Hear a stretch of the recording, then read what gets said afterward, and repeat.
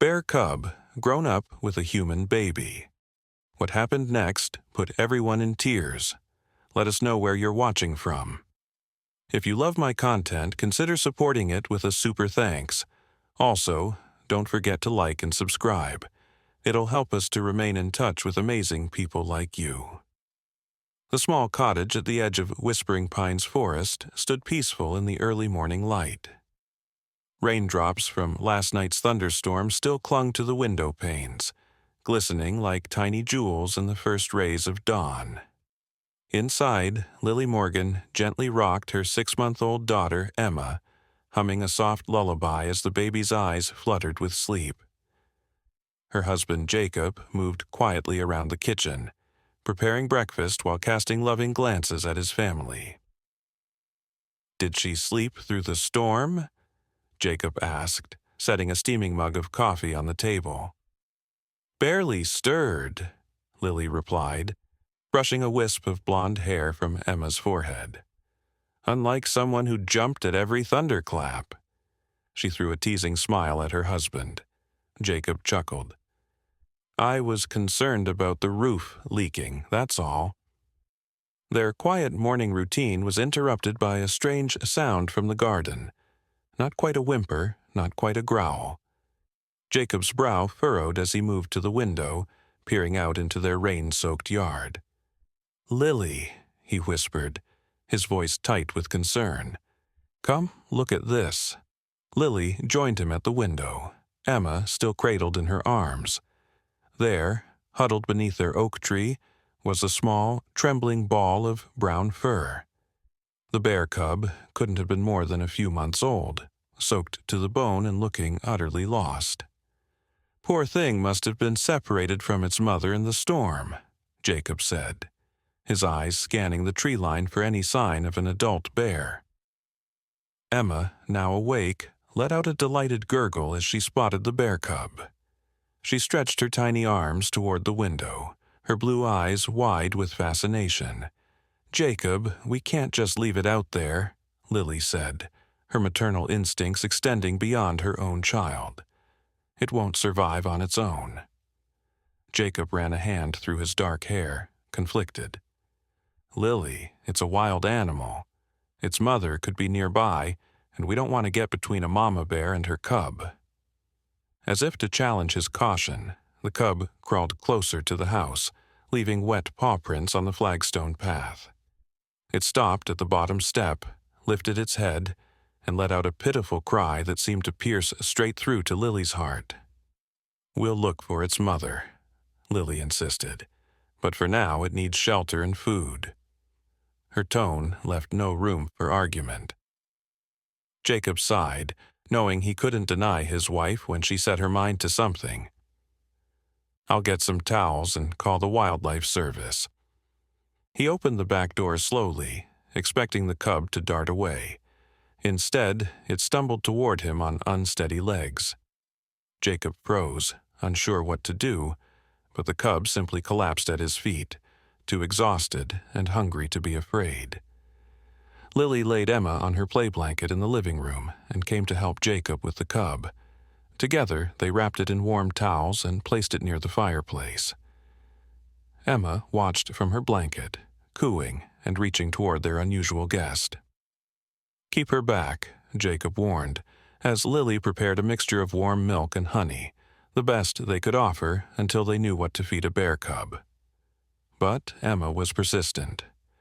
While her parents were distracted, she rolled, something she had only recently mastered, toward the bear cub. By the time Lily turned around, Emma's tiny hand was already brushing against the cub's damp fur. "Emma!" Lily gasped, lunging forward. But instead of danger, she witnessed something extraordinary.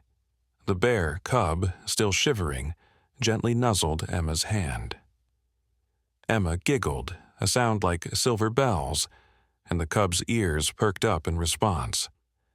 It lifted its head and looked at Emma with deep, soulful eyes that held no threat, only curiosity and what looked remarkably like affection. Jacob stood frozen, the phone halfway to his ear. The wildlife service would tell them to keep the animals separated. to minimize contact until they could take the cub to a rehabilitation center. But watching his daughter and the orphaned cub sharing this moment of innocent connection, he hesitated. "Jacob," Lily whispered, not taking her eyes off the pair, "look at them." Emma was now patting the cub's head with clumsy gentleness, and the cub had stopped shivering. Its eyes were closing contentedly under her touch. "We should still call," Jacob said, but his voice lacked conviction. "We will," Lily assured him, "but maybe we can give them a little time first." Giving them time turned into hours, then days. The Wildlife Service reported no sightings of an adult female bear in the area. Rangers searched the forest, but found no signs of the cub's mother. Each passing day, the bond between Emma and the cub, whom they had started calling Benny, grew stronger. Benny slept on a bed of blankets near Emma's crib. He learned to take bottles of special formula the wildlife rehabilitation expert had provided. He played gentle games of chase with stuffed toys that Emma pushed toward him. "It's just until they find a place for him at the sanctuary," Jacob would say whenever Lily's eyes lingered too long on Benny, whenever she smiled too warmly at the sight of Emma and the cub napping side by side. But deep down, they both knew something extraordinary was happening, something neither of them had the heart to interrupt. One evening, as summer faded into autumn, a knock came at their door. The wildlife officer stood on their porch, clipboard in hand. "We've got space at the bear sanctuary now," he said, his expression sympathetic but professional. "I can take the cub first thing tomorrow." Lily felt her heart sink as she glanced over her shoulder. In the living room, Emma sat on her playmat, clapping her hands as Benny rolled a ball back to her with his nose. Their laughter, human and bear, blended together in perfect harmony. "Just one more night," she whispered, turning back to the officer with tears in her eyes. The man followed her gaze and sighed. "Mrs. Morgan, I understand this is difficult, but that cub will grow. In a year, he'll be strong enough to hurt your daughter by accident.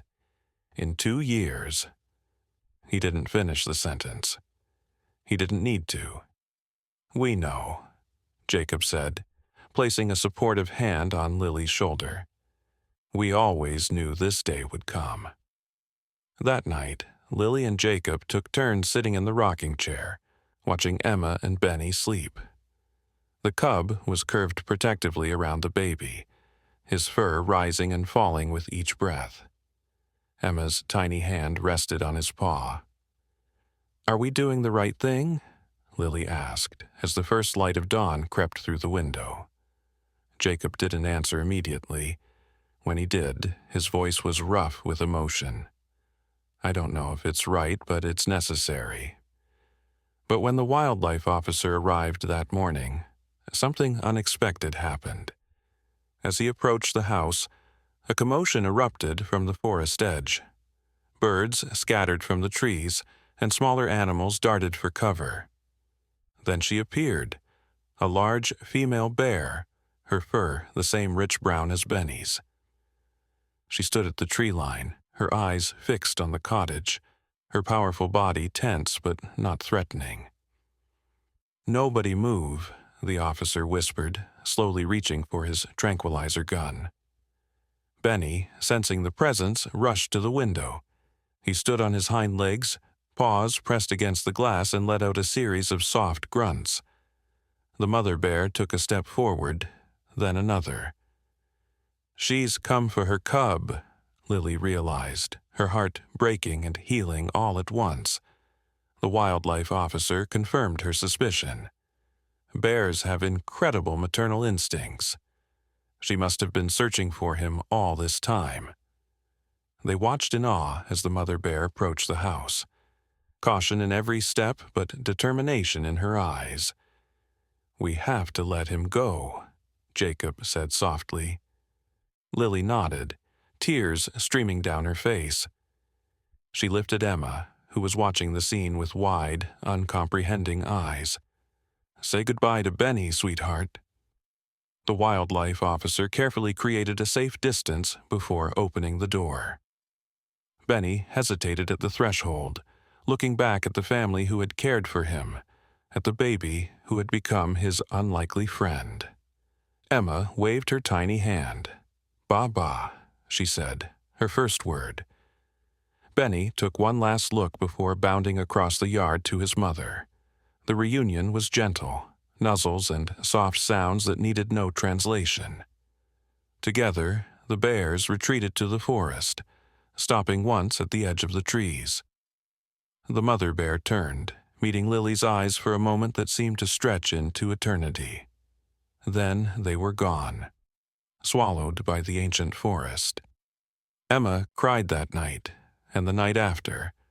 She crawled to the empty blankets where Benny had slept, patting the space as if trying to find him. Lily and Jacob took turns comforting her, their own hearts aching with a bittersweet mixture of loss and joy. "He's with his mother," Lily would whisper. "That's where he belongs." Days turned into weeks. Autumn painted the forest in brilliant reds and golds. Life settled back into a routine that felt both familiar and strangely empty. Then, on a crisp October morning, Jacob called Lily to the window. There, at the edge of their garden, stood the mother bear with Benny at her side. They didn't approach, but they didn't run away either. They simply stood, watching the house, as if checking on old friends. Emma, now able to stand by, holding onto furniture, slapped her palms against the window in excitement. "Ba-ba," she cried. Lily and Jacob glanced at each other, a silent understanding passing between them. They were two families, divided by nature, but connected by something impossible to explain to those who hadn't witnessed it. "They'll come back," Lily said confidently. Jacob nodded. "And we'll be here." As winter approached, the bears' visits became less frequent, but they never stopped completely. Always at a distance, always brief, but always there. A reminder of the summer when their lives had intertwined in the most unexpected way. And Emma, growing faster than her parents could believe, would always run to the window at the first sight of them, calling out to her first and most unusual friend. The village began to whisper about the family at the edge of the forest, about the baby who had befriended a bear, about the bears who visited like old friends. Some called it dangerous. Others called it a miracle.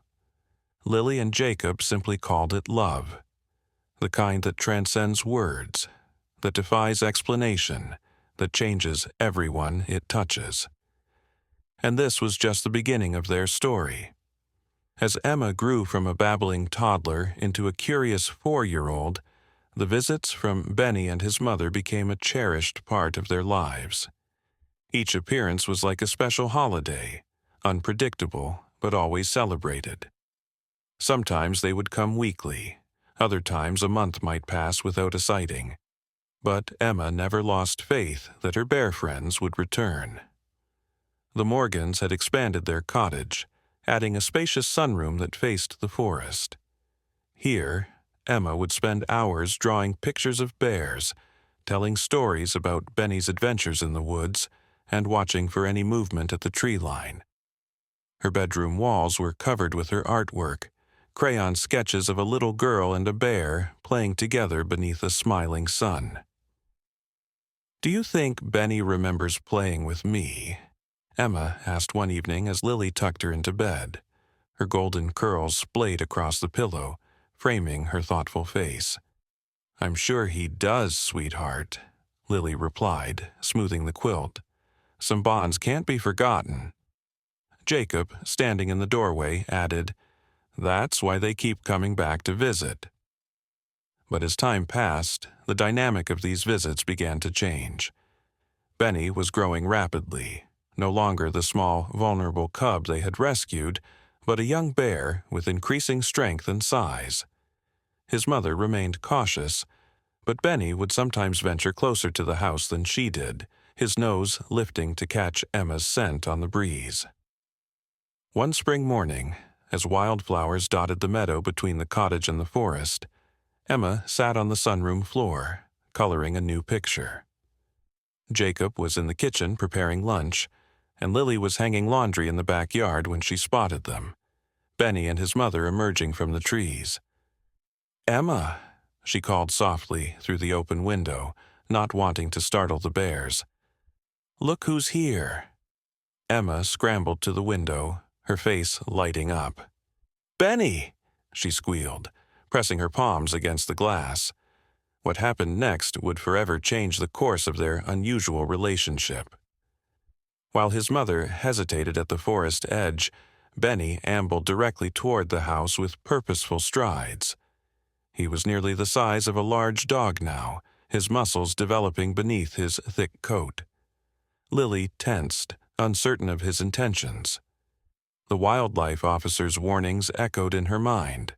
A bear, even a familiar one, was still a wild animal. "Emma, stay inside," she said firmly, moving toward the back door.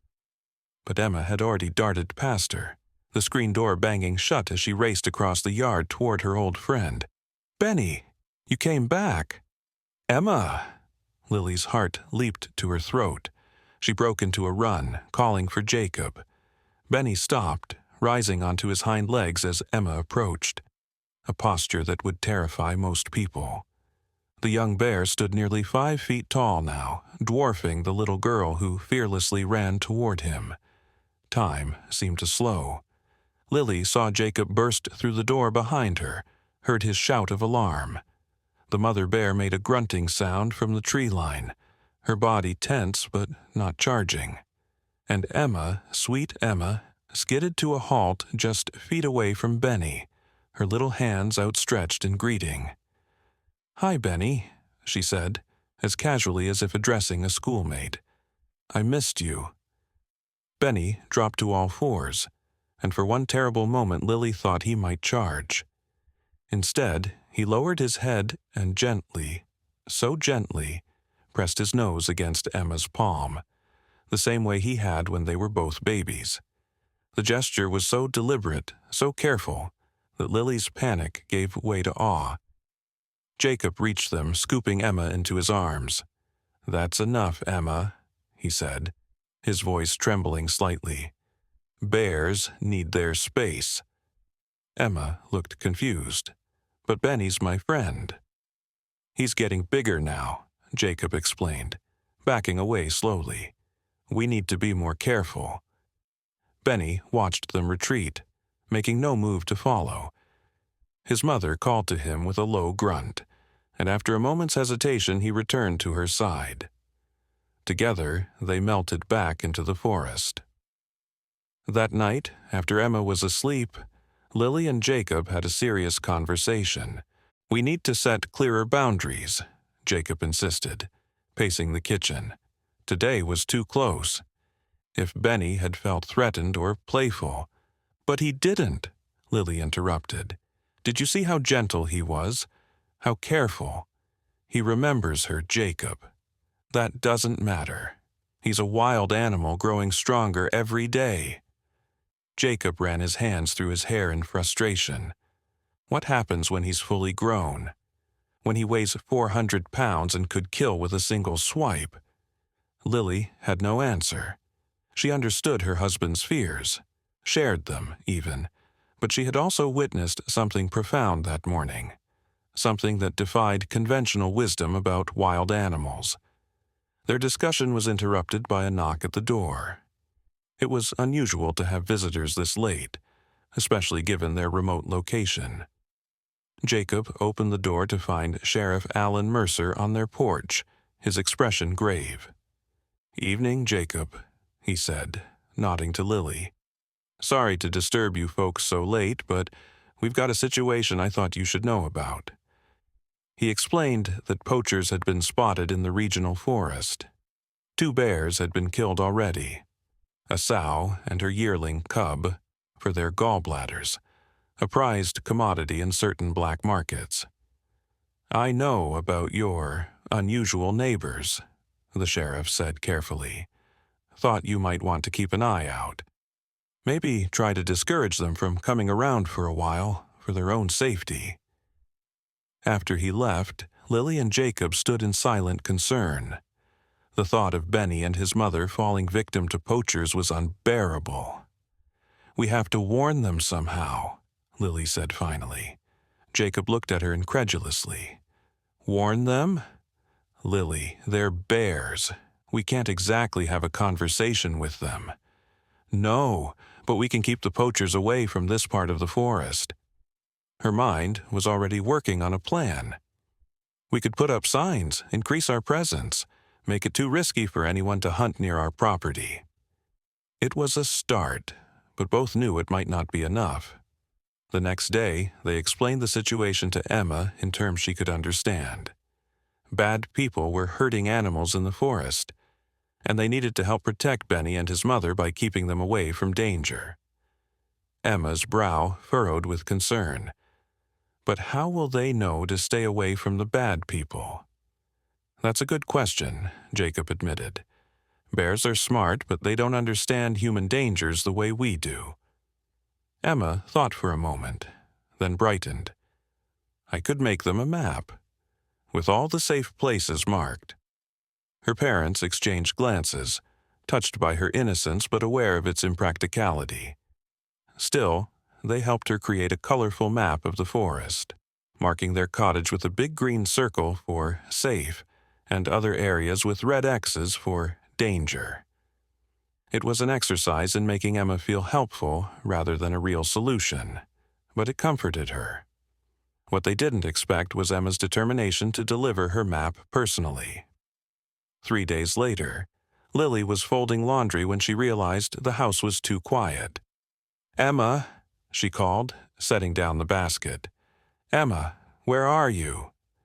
No response. She checked the sunroom, the bedroom, the backyard. No sign of her daughter. A flutter of panic rose in her chest as she spotted the back gate swinging open. Beyond it lay the path to the forest. "Jacob!" she screamed, already running toward the trees. "She's gone into the forest." They found Emma's small footprints in the mud near the stream, leading deeper into the woods. Clutched in Lily's hand was the map Emma had made. It was missing from her room. "She's gone looking for Benny," Lily realized, her voice breaking. To give him the map. Fear, like nothing they'd ever known, gripped them as they followed the trail. The forest was vast, filled with ravines and hidden dangers, not to mention the poachers. A 4-year-old girl wandering alone was at risk for more than just bears. Hours passed as they searched, calling Emma's name until their voices grew hoarse. Park rangers and volunteers from the village joined the effort, forming search parties that combed the increasingly dark forest. Night was falling when they heard shots, 2 sharp cracks that echoed through the trees. Everyone froze, exchanging horrified glances before surging toward the sound. They found the poachers in a small clearing, 2 rough-looking men with rifles slung over their shoulders. At their feet lay a large male bear, not Benny or his mother, but the sight still filled Lily with dread. "Where's my daughter?" Jacob demanded, striding forward despite the ranger's attempts to hold him back. "Have you seen a little girl?" The men looked genuinely confused. "Ain't seen no girl," one said. "Just tracking this male since dawn."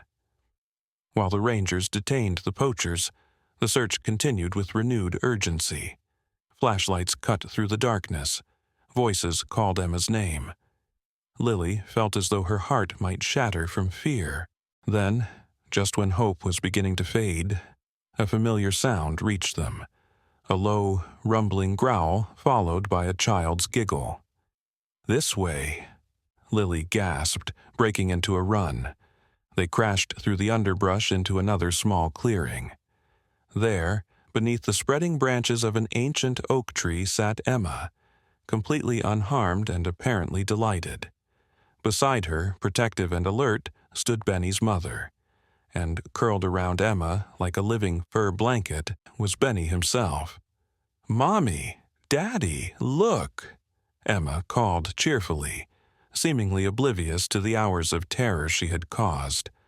"I found Benny and gave him the map, and we had a picnic." She held up the remains of a squashed sandwich she must have packed before her adventure. The search party stood frozen in disbelief.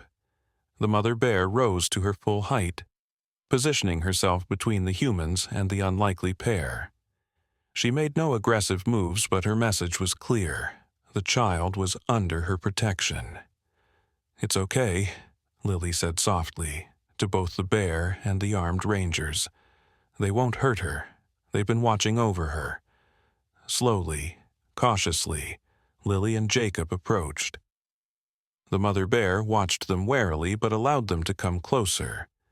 Emma, still nestled against Benny's warm fur, beamed up at them. "Benny understood the map, Mommy," she said proudly. "I showed him all the dangerous places where the bad men might be. And his mommy took us to this special tree to hide." Lily knelt beside her daughter, too overwhelmed for words. The mother bear could have seen Emma as a threat or a meal. Instead, she had protected her, had perhaps even guided her to safety after finding her alone in the forest. "Emma," Jacob said, his voice thick with emotion, "you can never, ever go into the forest alone again. Do you understand? We were so worried." Emma's smile faded. "I'm sorry, Daddy, but Benny needed the map."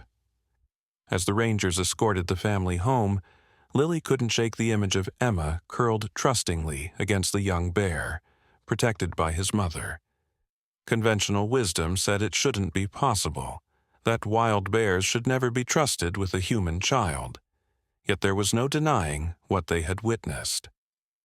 That night, after Emma was safely tucked into bed with a firm reminder about the dangers of wandering off, the Morgans received another visitor.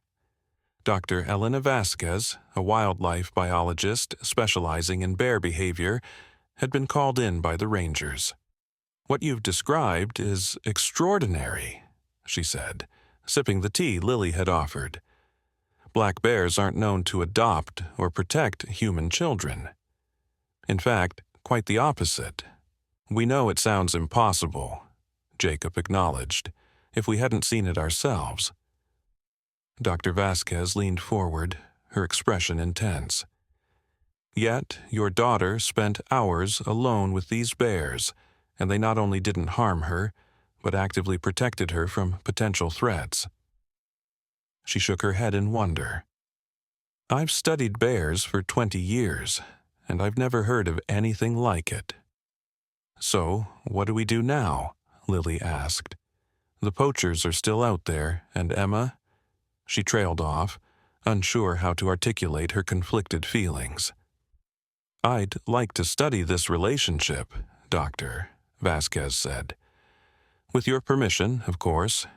It could revolutionize our understanding of bear cognition and behavior, and it might help us find a way to protect these particular bears while keeping your daughter safe."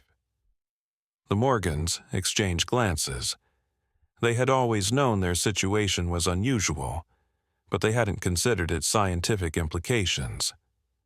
If Dr. Vasquez could help protect Benny and his mother while providing a safer framework for Emma's interactions with them. "What exactly would that involve?" Jacob asked cautiously. Dr. Vasquez outlined her proposal, a combination of observation, controlled interactions, and education for both Emma and the bears. "We'd establish clear boundaries, create safer meeting spots away from poaching areas, and teach Emma the proper protocols for wildlife interaction." "And the bears?" Lily asked. "How do you teach boundaries to wild animals?" "Bears are intelligent and adaptable," Dr. Vasquez explained. "They already understand certain boundaries with your family.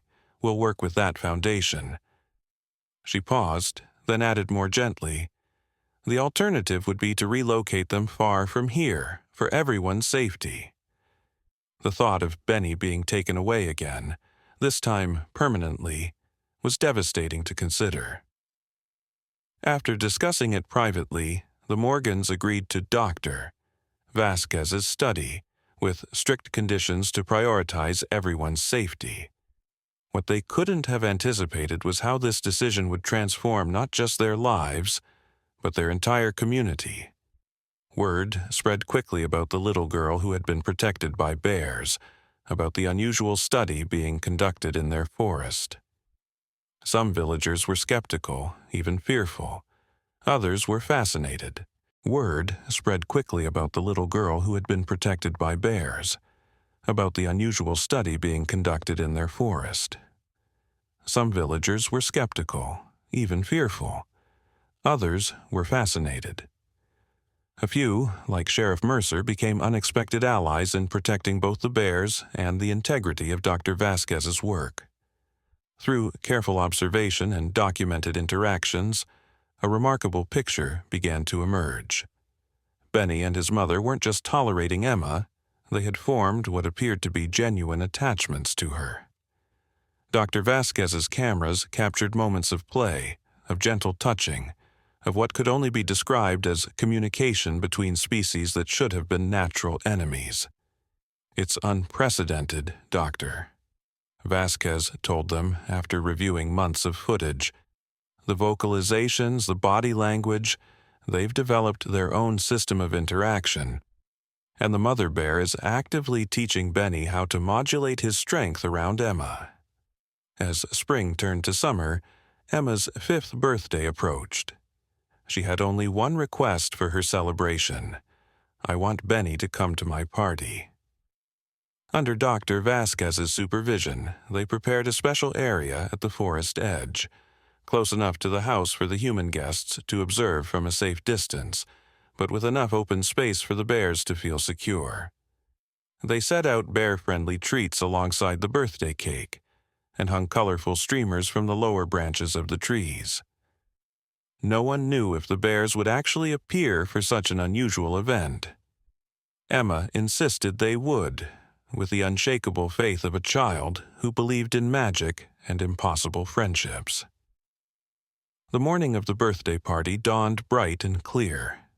Human guests began to arrive, mostly family friends who had become accustomed to the strange tales of Emma and her bear companions.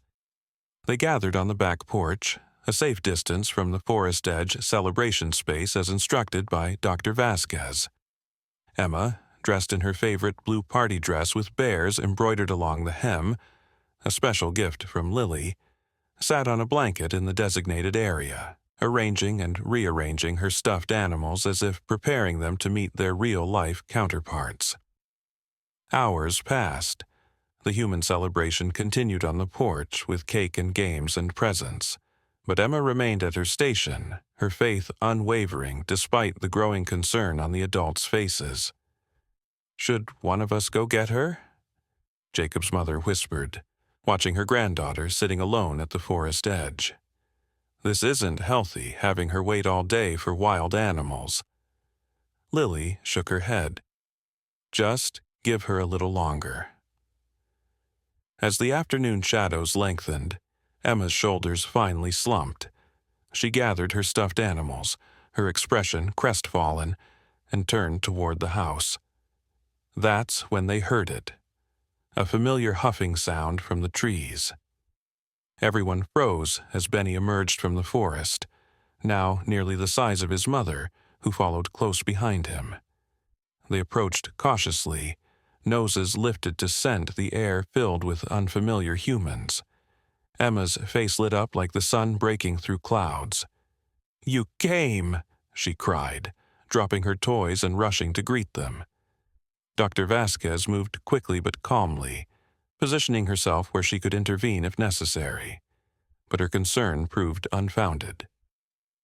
Benny stopped a few feet from Emma, lowering his massive head to her level. Emma reached out, placing her small hand on his snout in a gesture that had become their special greeting. His mother hung back, watchful but not aggressive, seeming to understand this was a special occasion, What happened next left even Dr. Vasquez speechless. Benny turned back toward the forest and made a soft grunting noise. From the shadows emerged another bear, smaller than Benny, but definitely not a cub. Its cinnamon-colored fur contrasted with Benny's darker coat.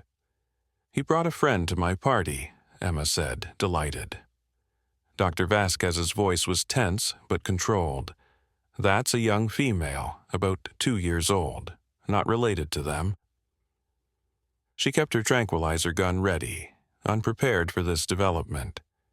The new bear approached cautiously, clearly uncertain about the human gathering but following Benny's lead. To everyone's amazement, Benny guided the female through what looked remarkably like introductions, first to Emma, then to his mother. "He's created his own social group," Dr. Vasquez whispered in awe, "and he's introducing Emma as part of it."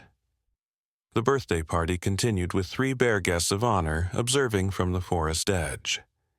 Emma sat near them, sharing her special day with her unusual friends, while the human guests watched in wonder from the safety of the porch. As dusk fell and the bears retreated into the forest, Dr. Vasquez pulled the Morgans aside.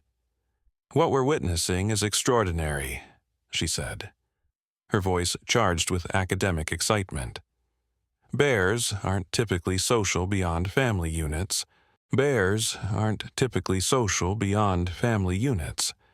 Benny is exhibiting behavior that contradicts everything we thought we knew." "What does it mean?" Jacob asked. Dr. Vasquez shook her head in wonder. "It means your daughter might be part of something revolutionary. The first human accepted into a bear social structure." This revelation brought new dimensions to their unusual situation and new complications. Dr. Vasquez's study gained attention in academic circles. Other researchers requested access to observe the phenomenon. News outlets caught wind of the story, and suddenly their private arrangement was thrust into the public eye. "The Bear Girl," one headline read. "Child speaks the language of bears," claimed another. Photographers with long-range lenses began appearing at the edge of their property. Wildlife enthusiasts made pilgrimages to the area, hoping to glimpse the famous bears and the little girl who could supposedly communicate with them. The unwanted attention created exactly the dangerous situation they had been trying to avoid. With more humans in the area, the bears grew skittish, their visits becoming less frequent. Poachers, drawn by the publicity, posed an increased threat. "We need to do something," Lily insisted after turning away yet another reporter from their door. "This isn't sustainable for anyone." The situation came to a head when Emma started kindergarten that fall. On her very first day, she was surrounded by curious children, peppering her with questions about her pet bears.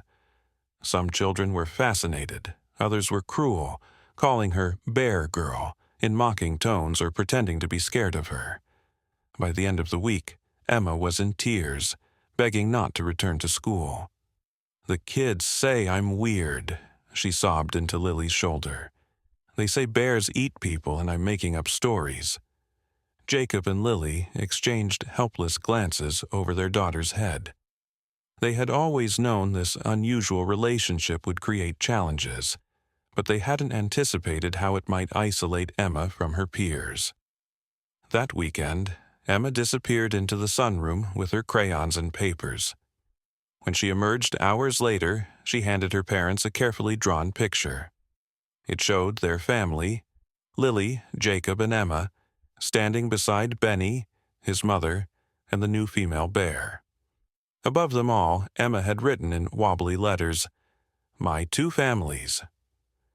"I want to show this to my class," she announced, "for show and tell, so they understand." Lily and Jacob were torn. On one hand, they wanted to support Emma and help her navigate these social waters.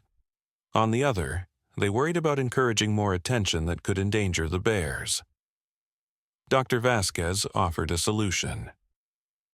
"What if we created an educational program?" she suggested. something that teaches children and adults about bear behavior and conservation, using Emma's special relationship as an example while protecting her privacy.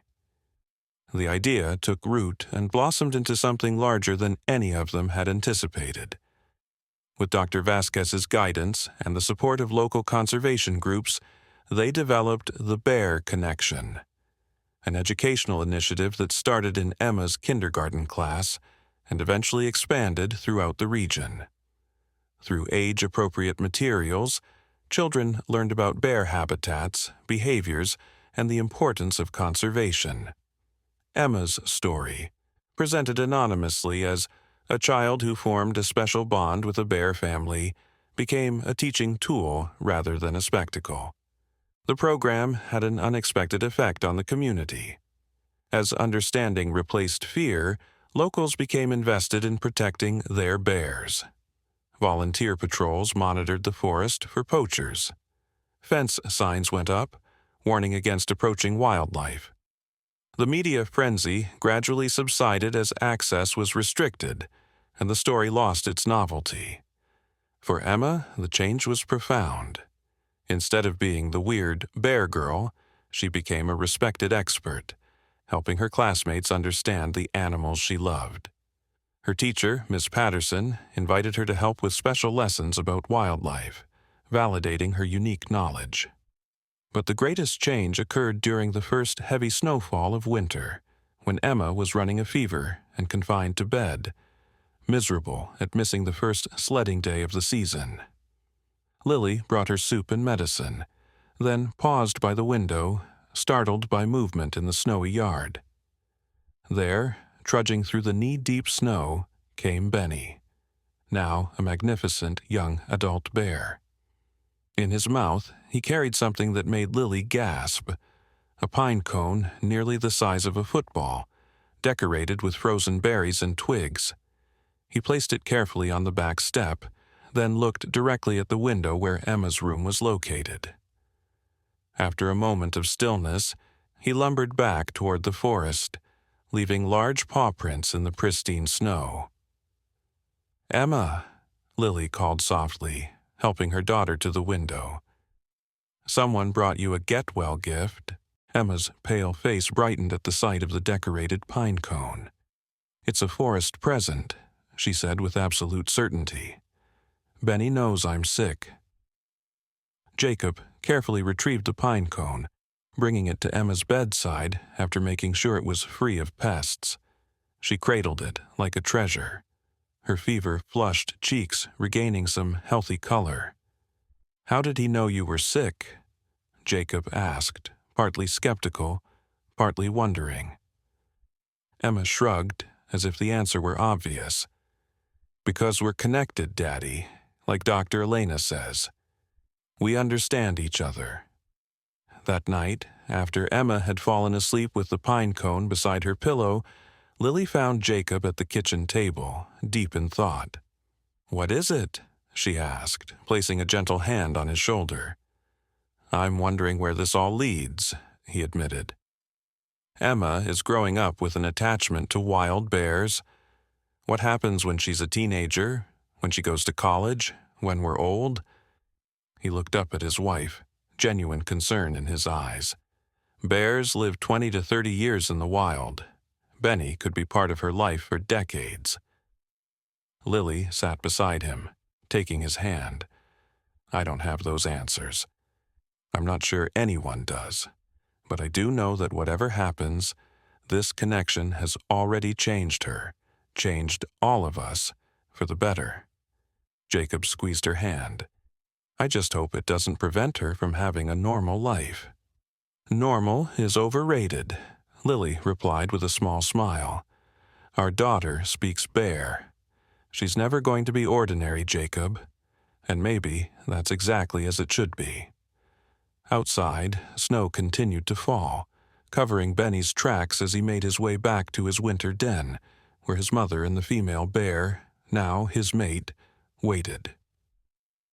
In the quiet of the forest, under a blanket of white, two worlds existed side by side, separate yet connected by a bond that defied explanation. And in her dreams, Emma walked between those worlds, perfectly at home in both. The story of Emma and her bear family was far from over. In fact, it was about to take a turn that no one could have predicted, one that would test the limits of their unusual bond and change their lives forever. 3 years passed, marking a period of relative peace for the unusual extended family. Emma blossomed into a bright, confident 8-year-old with an uncanny understanding of wildlife. Her Bear Connection program had expanded to schools throughout the region, and she had even appeared alongside Dr. Vasquez at a children's wildlife conservation conference. Her face carefully obscured in photographs to protect her privacy. Benny had grown into a magnificent adult black bear, weighing over 300 pounds. His mate, whom Emma had named Willow for her preference for resting beneath the willow trees by the stream, had given birth to 2 cubs the previous spring. The mother bear, now showing signs of age with gray fur around her muzzle, had become the matriarch of this small but thriving bear clan. Their visits followed a predictable pattern. They would appear at the forest edge every few weeks, keeping a respectful distance from the house but clearly aware of Emma's presence. Sometimes Emma would read books aloud while sitting on a stump at the yard's edge, and the bears would listen from the shadows of the trees, the cubs tumbling playfully around their parents. Dr. Vasquez continued to document these interactions, publishing papers that challenged conventional understanding of bear cognition and behavior. Her work had attracted funding for a small research station near the Morgan property, where she and a small team of graduate students conducted non-invasive studies of the area's wildlife. Life had found a delicate balance, until the summer when Emma turned 9, when everything changed. It began with the worst drought in living memory. Streams dried to trickles, berries withered on the vine, and forest creatures struggled to find food and water. The Morgan family set up multiple water stations on their property, doing what they could to help the wildlife suffering through the brutal conditions. "The bears will be struggling too," Emma said at dinner one evening, pushing her peas around her plate with unusual solemnity. "Their food sources are all drying up. Dr. Vasquez is monitoring them," Jacob reassured her. "She says they've moved deeper into the forest, where there's still water in the higher streams." Emma nodded, but her worried expression remained. She had grown more perceptive as she aged, more aware of the challenges facing her bear friends. In late July, as the drought intensified, a new threat emerged. A lightning strike in the parched forest sparked a wildfire that quickly spread through the dried underbrush. Within hours, a wall of smoke rose beyond the hills, and ash began to fall like gray snow over the Morgan property. Evacuation orders came shortly before midnight. The Morgans threw essential items into their car as emergency vehicles raced past their driveway, sirens wailing. The fire was approaching from the west, driven by strong winds directly toward their home and the research station. "What about the bears?" Emma cried as Jacob urged her toward the car. "They're in danger too." "Wild animals have instincts for fire," Lily assured her, though her own heart was heavy with concern. "They'll head east toward the river, away from the flames." But Emma wasn't convinced. "Benny's den is on the western ridge," she insisted. "That's where the fire started, and Willow just had cubs. They can't move fast enough." As they pulled away from their home, possibly for the last time, Emma pressed her face against the car window, tears streaming down her cheeks as she watched the orange glow intensifying behind the hills. They joined hundreds of other evacuees at the high school gymnasium in the nearest town. Cots were set up in rows, and volunteers distributed water and sandwiches. The Red Cross registered families as they arrived, creating a system to reunite separated members. Through the night, reports trickled in. The fire had jumped the first firebreak. 3 homes on the Western Ridge were gone. Firefighters were being flown in from neighboring states. The Morgans huddled together on a single cot, Emma finally falling into exhausted sleep between her parents. Dawn brought no relief.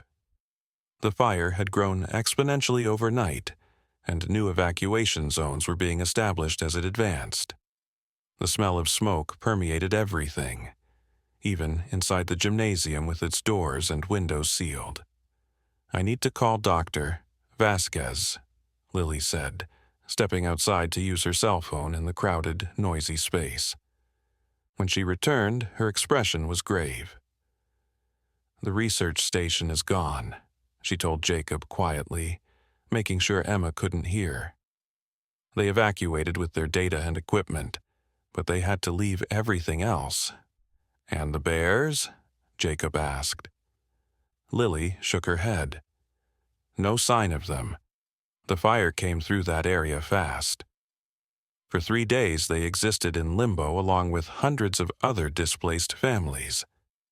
Emma grew increasingly withdrawn, refusing to join the activities volunteers organized for the children, instead sitting by the window, staring in the direction of her home. On the 4th day, officials announced that some evacuation zones had been downgraded, allowing certain families to return to their properties to assess damage. The Morgans area was among them. The fire had changed direction before reaching their immediate neighborhood. As they drove back along roads lined with blackened trees, Emma pressed against the window, scanning for any sign of wildlife. The forest that had once been lush and green was now a charred wasteland in many areas, with only scattered patches of untouched trees. Their cottage, miraculously, was still standing. The fire had come within 100 yards of their property line before a shift in the wind had driven it north instead. The garden was covered in ash, and the air still smelled strongly of smoke, but their home was intact. Emma didn't even wait for the car to fully stop before jumping out and running toward the forest edge, calling for Benny.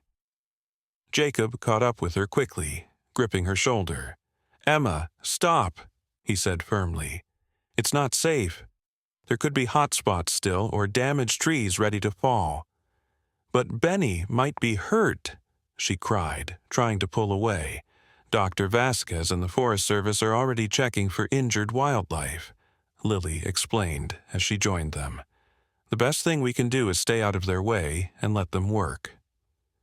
Reluctantly, Emma allowed herself to be led back to the house.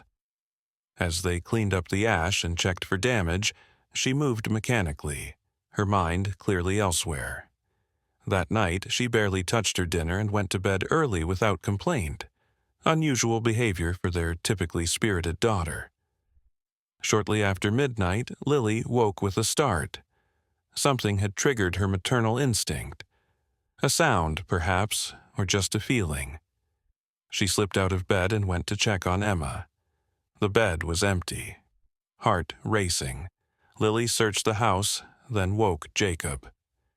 "She's gone," she said, panic rising in her voice. "She's gone looking for them."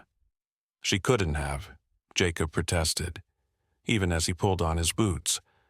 "We talked about this. She knows it's dangerous." But they both knew their daughter's determination when it came to her bear friends. While Jacob called the sheriff and Dr. Vasquez, Lily gathered flashlights and a first aid kit.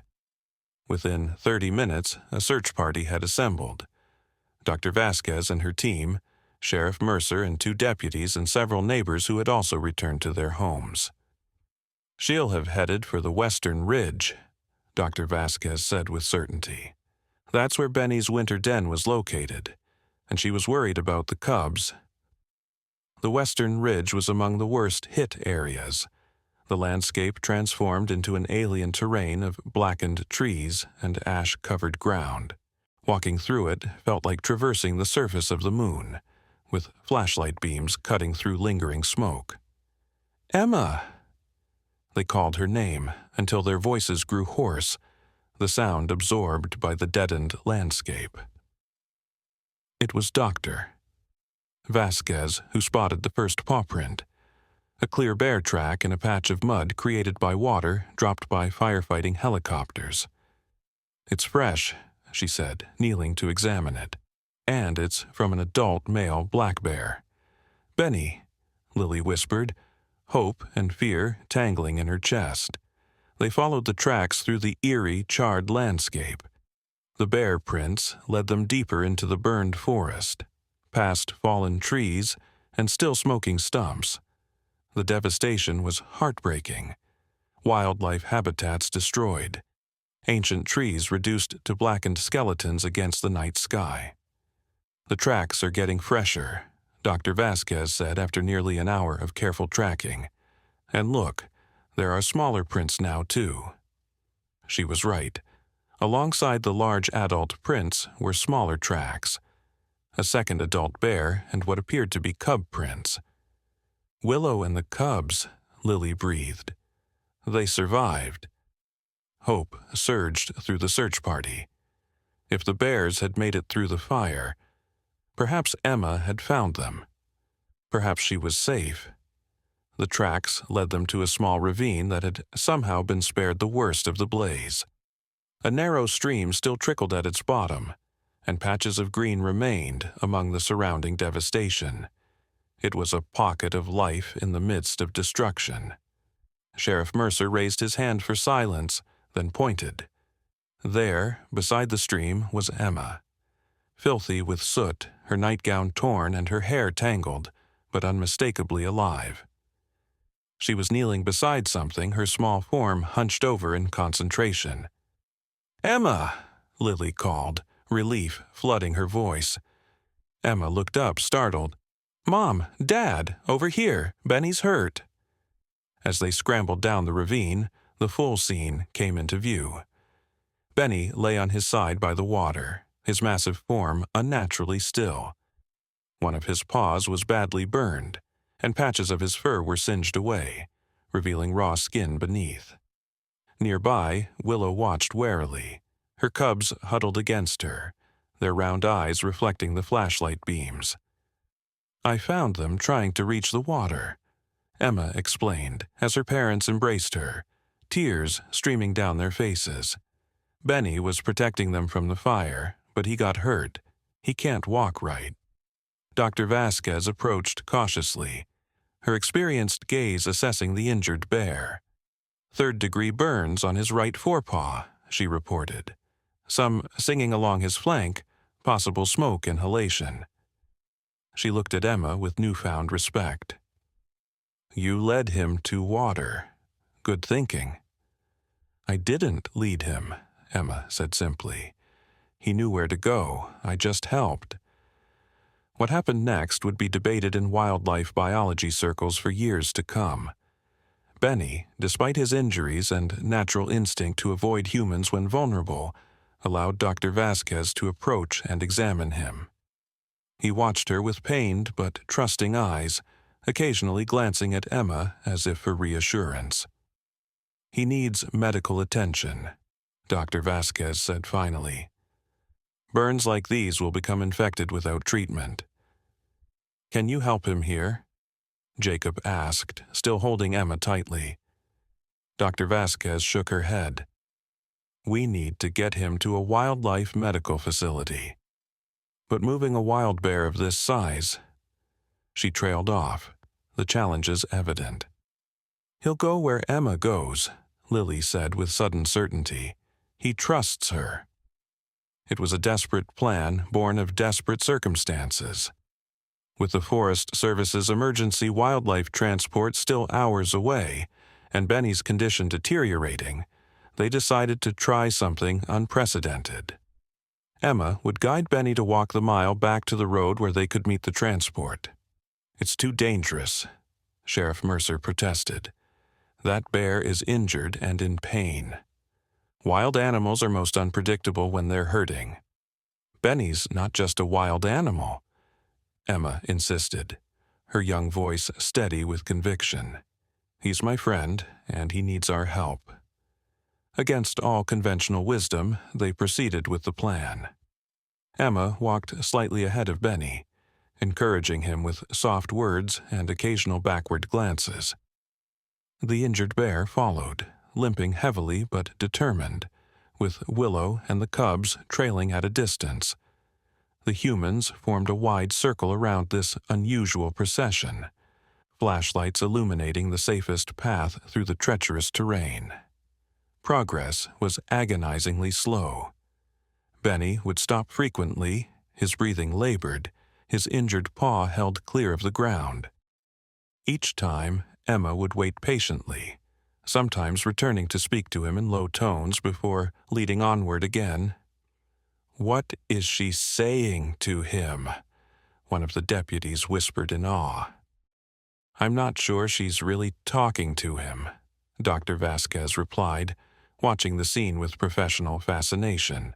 "It's more like they're communicating on a level we don't fully understand."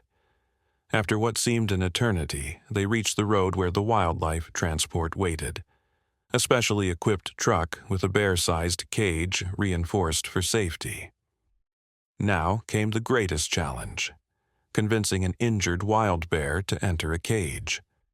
The team from the Wildlife Center looked skeptical when Dr. Vasquez explained their plan to have Emma guide Benny into the transport. "That's not how we usually do this," the lead veterinarian said doubtfully. "Normally, we'd tranquilize him first." "Tranquilizers could be risky with his compromised respiration from smoke inhalation," Dr. Vasquez countered. "Let's try it Emma's way first."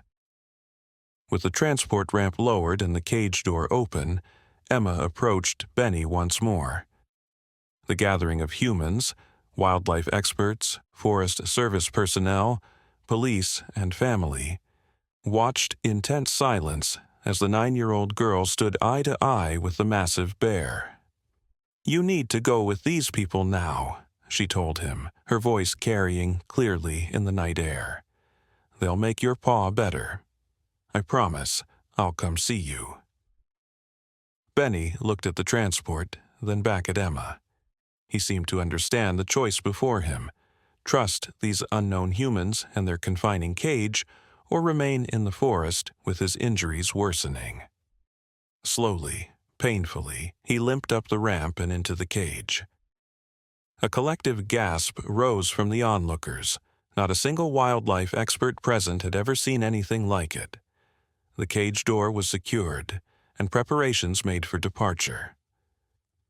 As the transport prepared to leave, Emma pressed her palm against the cage bars in their familiar greeting gesture. Benny responded in kind, touching his nose to her hand in a moment of connection that brought tears to many eyes. "I'll come as soon as they let me," Emma promised. "Be brave." Willow and the cubs watched from the forest edge as the transport pulled away, carrying Benny to the Wildlife Medical Center 3 hours south. Only when the taillights had disappeared did they melt back into the darkness of the recovering forest. The story of Emma and the injured bear spread quickly, first through the emergency response community, then to local media, and finally to national news outlets. By the time Emma was allowed to visit Benny at the Wildlife Center 3 days later, camera crews had gathered outside, hoping for a glimpse of the Bear Whisperer, as one headline had dubbed her. Inside the treatment facility, Benny was recovering in a spacious enclosure adapted for his needs. His burns had been treated, antibiotics administered, and his vital signs were improving. The staff reported with amazement that he had been a model patient, calm and cooperative in a way uncharacteristic of wild bears. "He's waiting for you," the lead veterinarian told Emma as she guided the family to the observation area. "He perks up every time the door opens like he's expecting someone special." Sure enough, when Benny spotted Emma through the reinforced glass, he immediately approached, pressing his massive head against the barrier that separated them. Emma placed her hand against the glass, and Benny aligned his nose with it, their usual greeting, adapted to their new circumstances. "His burns are healing well," the veterinarian explained. but he'll need several more weeks of treatment. And there's another concern. She hesitated, looking at Jacob and Lily. His right paw may never regain full function. He'll likely have a permanent limp. What does that mean for his future? Jacob asked, already suspecting the answer. A wild bear needs 4 good paws to survive, the veterinarian said gently. To climb, to dig for food, to defend territory with a permanent disability. She left the implication hanging. You mean he can't go back to the forest? Emma asked, her voice small. It wouldn't be fair to him, the veterinarian confirmed. He'd struggle to survive, even with his family group to help. Predators would target him as the weakest link. So, what happens to him? Lily asked, placing a protective arm around Emma's shoulders. Normally, a bear that can't return to the wild would be placed in a sanctuary or zoo, the veterinarian explained. Given Benny's unique history and abilities, we've already had offers from several facilities. Emma's face crumpled. But that would separate him from Willow and the cubs forever. And from me. The reality of the situation settled over them like a heavy blanket. Benny had survived the fire, but his life would never be the same. The freedom of the forest was no longer an option for him. As they left the medical center that day, pushing through reporters shouting questions about Emma's remarkable bond with the bear, a seed of an idea began to form in Jacob's mind. It was audacious, unprecedented, perhaps even impossible, but watching his daughter's tear-streaked face as she waved goodbye to her oldest friend, he knew they had to try something extraordinary. That evening, after Emma had finally fallen asleep, Jacob shared his idea with Lily. What if we turned our property into a bear sanctuary? Lily stared at him. A sanctuary? For Benny? For all of them, Jacob clarified. Benny, Willow, the cubs, even the old mother bear if she's still alive. We have 20 acres, most of it forested, with proper fencing and facilities. That would cost a fortune, Lily pointed out, though there was a spark of interest in her eyes. And the permits alone. The publicity from all this has created possibilities, Jacob said. Dr. Vasquez mentioned that several conservation groups have reached out, offering resources for Benny's care. And think about it. A research sanctuary dedicated to studying this unique bear family and their cognitive abilities. It could advance our understanding of animal intelligence. They stayed up late into the night, researching regulations, sketching plans, calculating costs. By morning, what had seemed like an impossible dream had begun to take shape as a challenging but potentially achievable plan. When they presented the idea to Dr. Vasquez the next day, her initial skepticism quickly gave way to excitement. This could be revolutionary, she said, paging through their rough proposal. A controlled environment where the bears could live semi-wild lives while allowing for ethical research, and Emma's connection with them provides an opportunity to study interspecies communication that simply doesn't exist anywhere else. The real challenge came when they approached county officials with their plan. Converting residential property into a wildlife sanctuary required zoning changes, environmental impact studies, and extensive safety protocols. Neighbors had concerns about having bears, even familiar ones, permanently housed so close to residential areas. It's just not feasible, the county commissioner told them after their initial presentation. The liability alone would be prohibitive. But Emma, listening quietly from the back of the room, stood up. In her hand was a thick stack of papers. "These are signatures," she said, her voice clear despite her nervousness. 2,000 people from our town and all over the country who support saving Benny and his family. They all signed after watching the video. The video she referred to had been taken by one of Dr. Vasquez's graduate students on the night of the rescue. shaky footage of Emma guiding the injured bear through the burned forest, their trust in each other evident in every careful step. Posted online, it had gone viral overnight, touching hearts worldwide. The commissioner accepted the petition with a thoughtful expression. "I'll bring this to the full board for consideration," he promised. What followed was a crash course in activism, bureaucracy, and the power of public opinion. The Morgans found themselves at the center of a movement that transcended local politics. Wildlife conservation organizations offered funding and expertise. Celebrities tweeted their support. A famous architect volunteered to design bear-friendly facilities that would blend seamlessly into the landscape. Through it all, Emma visited Benny regularly as he recovered. His burns healed, though, as predicted, his right paw remained partially disabled. He would indeed have a permanent limp, a constant reminder of his sacrifice to protect his family during the fire. 3 months after the fire, the county board voted unanimously to approve the sanctuary proposal, with strict conditions regarding safety and oversight. Construction began immediately, funded by a combination of grants, donations, and a substantial contribution from a wealthy conservationist who had been moved by Emma and Benny's story. By spring, as new growth began to reclaim the burned areas of the forest, the sanctuary was ready. A carefully designed 10-acre enclosure encompassed a section of the stream, stands of trees that had survived the fire, and natural denning areas enhanced for comfort and accessibility. High, specially engineered fencing would keep the bears safely contained while allowing them to live as naturally as possible. The day of Benny's homecoming dawned bright and clear. A small crowd gathered at the Morgan property. Family, friends, researchers, and officials who had helped make the sanctuary possible. A transport from the Wildlife Center arrived, carrying the bear who had become a symbol of resilience and connection.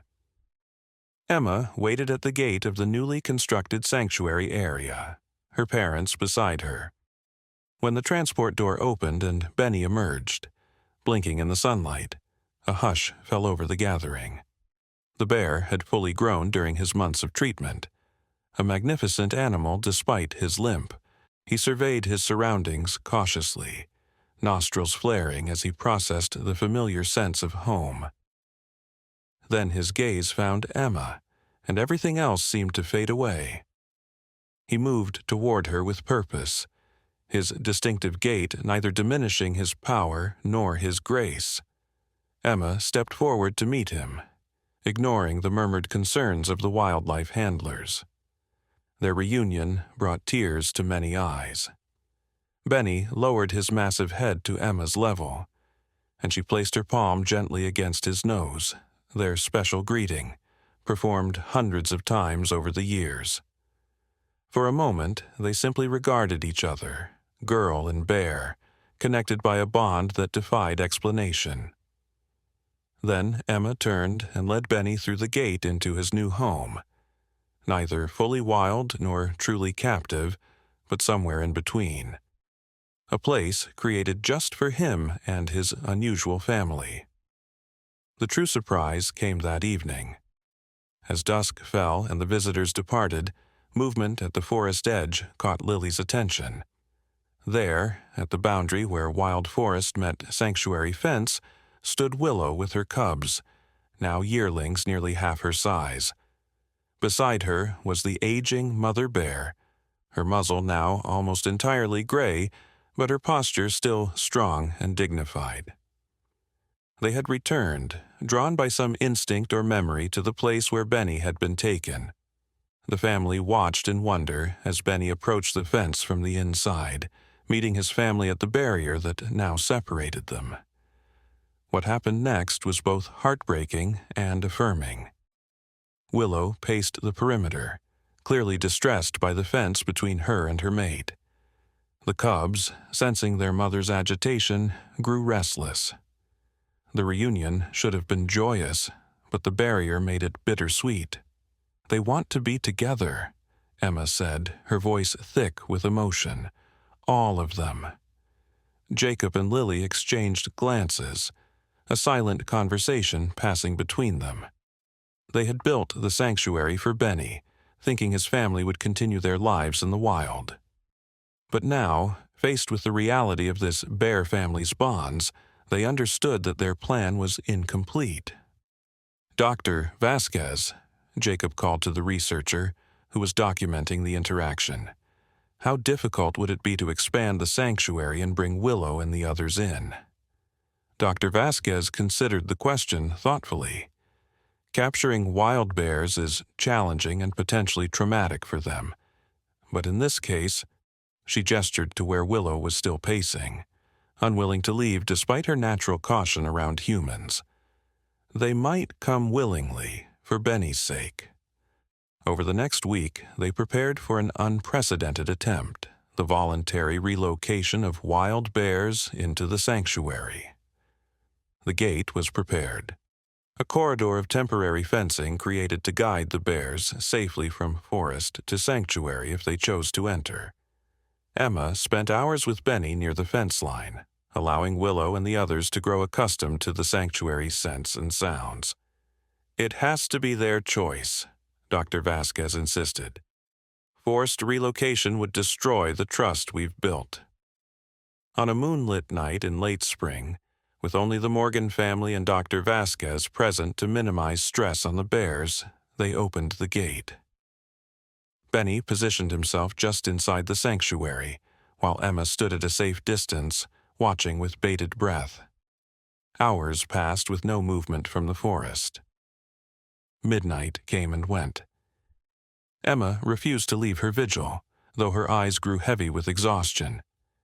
"They'll come," she insisted. "They need to be together." At the first hint of dawn, shadows moved at the forest edge. Willow appeared first, cautious but determined, her cubs close behind. The old mother bear followed at a distance, more wary than the others. Benny called to them, a series of low huffs and grunts that carried clearly in the still morning air. Willow responded, edging closer to the open gate but still hesitating at the threshold between wild freedom and protected safety. Then Emma did something that made Dr. Vasquez gasp. She stepped forward, placing herself between Benny and his family, directly in the gateway. If Willow chose to charge through, Emma would be in immediate danger. "Emma, no!" Lily cried, starting forward, but Dr. Vasquez held her back. "Wait," the researcher said tensely. "Watch what's happening." Emma stood perfectly still as a Willow approached the gate. The female bear stopped just short of the opening, her dark eyes fixed on the human child. There was a moment of breathless tension as two females, one human, one bear, regarded each other across the boundary of two worlds. Then Emma spoke, her voice soft but clear in the dawn light. "He needs you," she said simply, "and you need him." Willow tilted her head as if considering these words. She looked past Emma to where Benny waited, then back at her cubs and the forest behind her. Freedom versus family, a choice no wild animal should have to make. With deliberate slowness, Willow stepped through the gate, her cubs following close behind. The old mother bear hesitated longer, but eventually she too crossed the threshold. As the last bear entered, Dr. Vasquez quietly closed the gate, securing it without fanfare. The bear family's reunion was a sight the witnesses would never forget. Benny and Willow greeted each other with gentle huffs and touches, while the cubs gamboled around them, already exploring their new territory. The old mother bear held back initially, but eventually approached to touch noses with the son she had once feared lost. "They chose each other, Doctor," Vasquez said quietly, documenting the historic moment. "Over freedom, over instinct, they chose family." News of the bear family's voluntary relocation to the sanctuary spread quickly through scientific channels, then to the media. Experts debated what it meant for our understanding of bear cognition, social structures, and decision-making. Some remained skeptical, attributing the behavior to food conditioning or abnormal imprinting. Others saw it as evidence of emotional complexity previously unrecognized in bears. For the Morgan family, the significance was both simpler and more profound. The bears had made a choice that echoed the one Jacob and Lily had made years ago when they first allowed a bear cub to share space with their infant daughter, choosing connection over convention, compassion over caution. The sanctuary became not just a haven for the bear family, but a center for groundbreaking research. Dr. Vasquez established a permanent field station on the property, bringing in carefully selected researchers to study the bears' behavior, communication, and social dynamics. Emma participated enthusiastically in the research, serving as what Dr. Vasquez termed a cultural interpreter between species. As Emma entered her teen years, her role evolved. The Bear Girl nickname that had once been used to tease her was now a title of respect among her peers. Schools throughout the region participated in the educational programs she helped develop. Her insights into bear behavior had saved lives during subsequent wildfire seasons, as she helped the wildlife officials predict evacuation routes for forest animals. The most remarkable developments occurred in the realm of communication.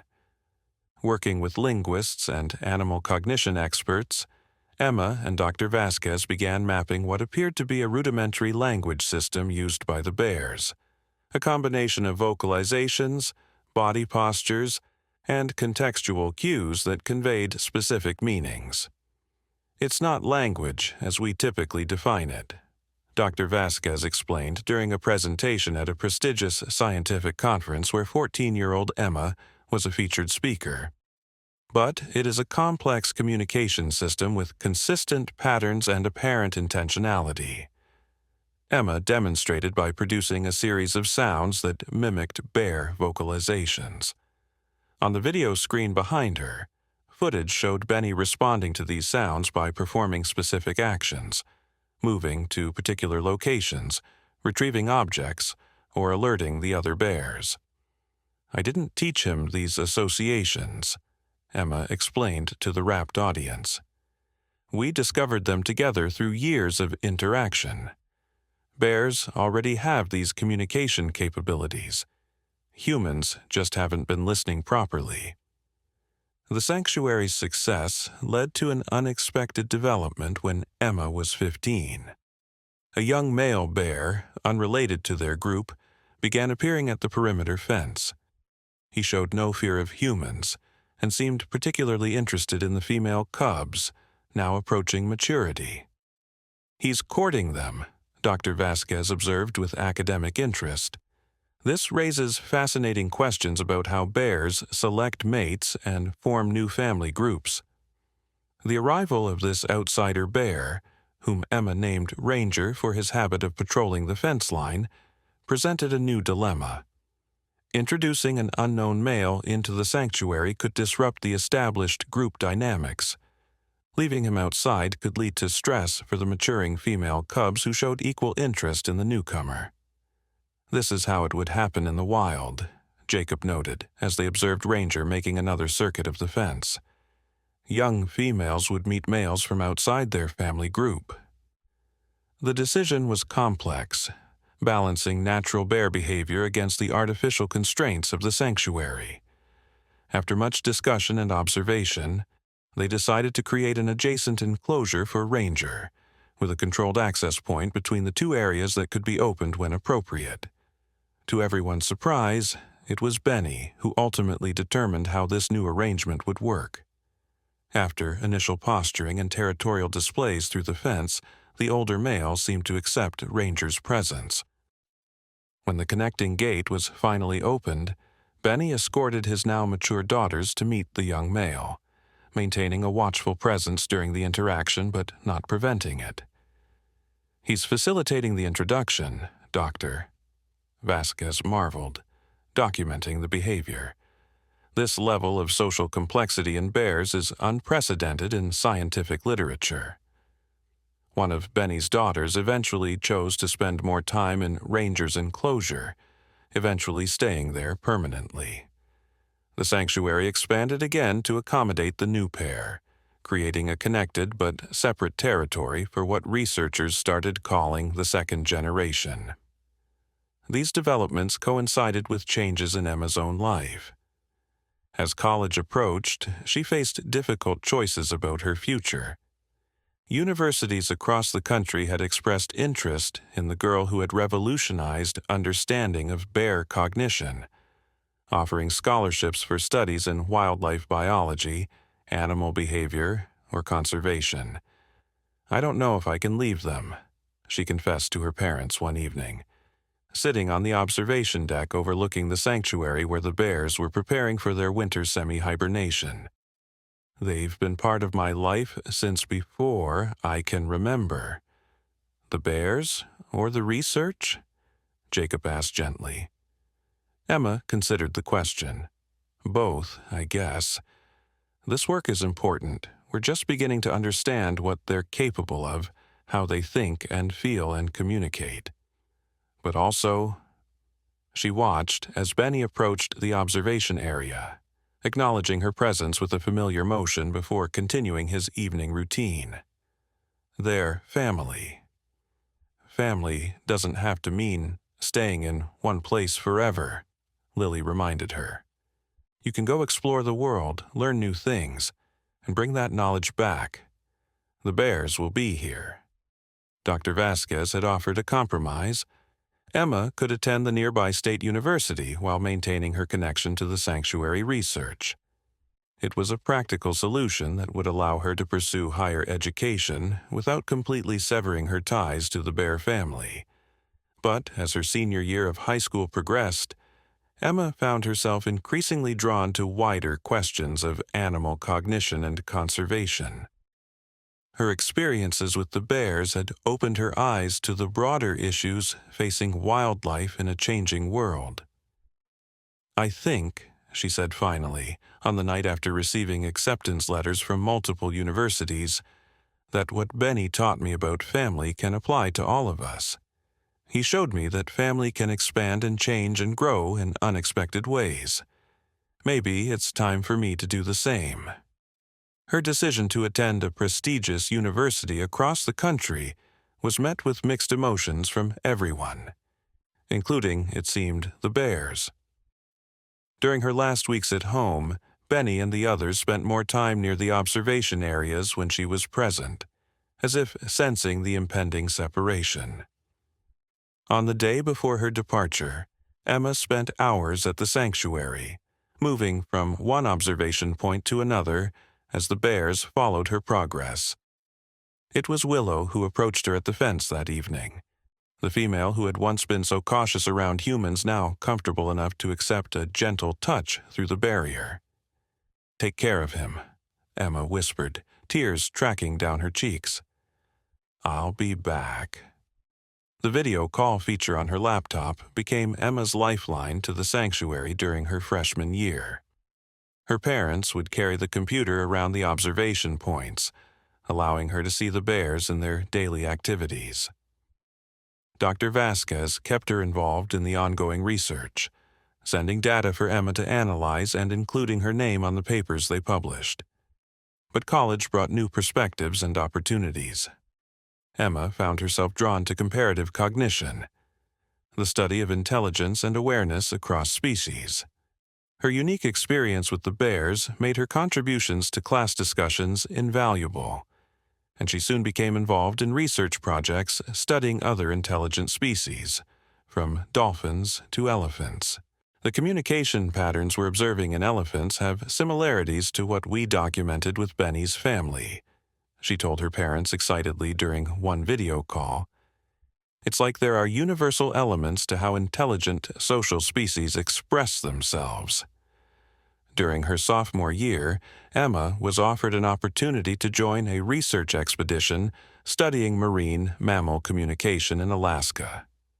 It meant missing her usual summer return to the sanctuary, a sacrifice that weighed heavily on her. "Go," her father encouraged. Benny would want you to expand your understanding. Bears don't want things the way humans do, Emma countered, but they both knew it wasn't entirely true. The bears had demonstrated wants, preferences, and choices that had surprised researchers repeatedly over the years. The decision was made easier when Dr. Vasquez reported that Benny had developed a new habit. He would frequently bring objects to the observation window. Interesting stones, unusual branches, once even a perfectly intact robin's egg, and place them carefully where researchers could see them. It's almost like he's sharing discoveries, Dr. Vasquez explained. And he does it most often when we're on video calls with you. I think he's communicating with you in the only way available to him now. This revelation settled something in Emma's heart. The connection hadn't been severed by distance. It had evolved just as she had, just as the bears had over the years. She accepted the Alaska position, throwing herself into the new research while maintaining her ties to the sanctuary. During her junior year, she began developing a comparative framework for understanding communication across highly intelligent species, drawing on her experiences with bears, dolphins, and the emerging research on elephant communication. It was during this period that the most unexpected development occurred back at the sanctuary. Ranger and Benny's daughter had produced cubs, the first birth within the protected space. This third generation, born neither fully wild nor fully captive, represented something entirely new in the study of bear behavior. They have no fear of humans at all, Dr. Vasquez reported, showing Emma footage of the curious cubs approaching researchers at the observation windows. But they're still unmistakably bears in their behavior and instincts. The implications were both exciting and concerning. These cubs, growing up with regular human contact and born to parents who themselves had unusual relationships with humans, might develop capabilities no one could predict. The research potential was enormous, but so were the ethical considerations.